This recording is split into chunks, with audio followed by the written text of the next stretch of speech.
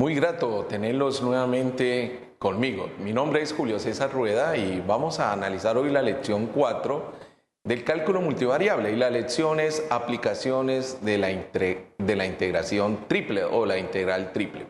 Es muy interesante cómo podemos nosotros aplicar dicha integral. Sencillamente, si nosotros miramos esta gráfica, es una gráfica que de una u otra manera es muy expresiva. Siempre está presente las sumatorias de Riemann, que no es otro que más que el principio de integración, y sencillamente hay diferentes componentes, diferentes estructuras. Esas estructuras forman volúmenes, y esos volúmenes nosotros los podemos calcular, y por eso podemos hacer aplicativos de la integral triple. Por ello, vamos a dar inicio a través de un breve recorrido y vamos a definir, por ejemplo, que toda integral triple, por ejemplo, si nosotros vamos a aplicar CAB una región tridimensional y necesitamos su volumen o calcular o hallar su volumen, entonces sencillamente el volumen de B va a ser la integral triple en dicha superficie, en dicha estructura, por el diferencial de volumen. Entonces, el ejemplo 1 nos pide, determine el volumen del sólido B acotado por las superficies.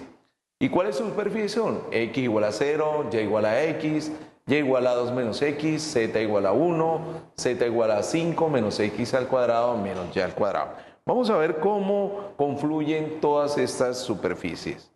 Entonces, si nosotros realizamos todo el acotamiento y el trazado de las superficies, vamos a obtener esta figura. Esta figura va a ser un sólido, tiene la forma de una cuña y como tal es un sólido. Nos piden hallar el volumen de dicha cuña, de dicho segmento. Entonces, para calcular el volumen de B, vamos a aplicar la integral triple por la diferencial del volumen. Entonces, manos a la obra. Si nosotros notamos, ya la gráfica está construida y acá pues se refleja las diferentes curvas que la intersectan y la acotan. Por lo tanto, por ejemplo, por este lado vamos a tener Y igual a X, Y igual a 2 menos X, ¿sí? Aquí tenemos el valor Z igual a 5 menos X al cuadrado menos Y al cuadrado, Z igual a 1. Entonces, ese es el sólido formado para esta función específica. No perdamos de vista este sólido, que es el que nos piden hallar el volumen. Entonces, ¿cómo lo obtenemos? Para primero, entonces vamos a empezar a desglosar un integrando. Entonces podemos dejar dos integrandos allí unidos y una integral vamos a calcular. La integral inicialmente sería el diferencial de z.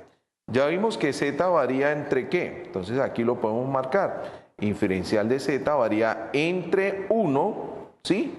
Hasta esta superficie que es 5 menos x al cuadrado menos y al cuadrado. Y efectivamente estamos ahí.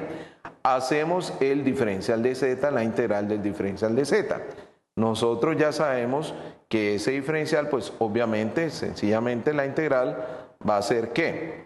Entonces, como la región está definida entre estos puntos, estos segmentos, simplemente vamos a calcularla.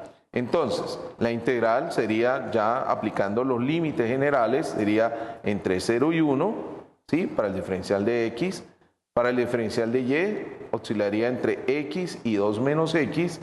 Y finalmente, el diferencial de z, que ya lo vimos anteriormente, oscilaría entre 1 y 5 menos x al cuadrado menos y al cuadrado. Si nosotros aplicamos dicho diferencial a la función que vamos a obtener, entonces, aplicando la función, vamos a obtener que la integral ya nos da 4 menos x al cuadrado menos y al cuadrado. Eso es con respecto al diferencial de z. Ya reemplazamos los valores y automáticamente entre 1 y 5 menos x al cuadrado menos y al cuadrado nos dio este valor. Luego, ¿qué hacemos? Integramos con respecto a y. Note, sería 4y menos x al cuadrado y menos y al cubo sobre 3. Reemplazamos los valores de x y 2 menos x y obtenemos 16 tercios más 8 tercios de x al cubo menos 4x al cuadrado menos 4x. Entonces solamente nos queda ahora calcular la integral con el diferencial de x y los límites oscilan entre 0 y 1. Si nosotros hacemos estos cálculos, pues obviamente vamos a obtener que la integral de esto va a ser 16 tercios de x más 8 tercios de x a la 4, ¿sí? Sobre 4, entonces 4 por 4.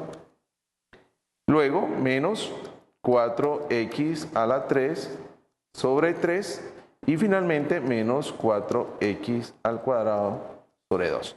Y vamos a reemplazar esos límites cuando x oscila entre 0 y 1.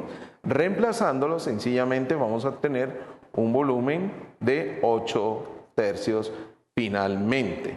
Ese será el volumen de este sólido que tiene una forma de cuña. Y noten que podemos hallar el volumen de cualquier sólido en el espacio, por más complicado que sea.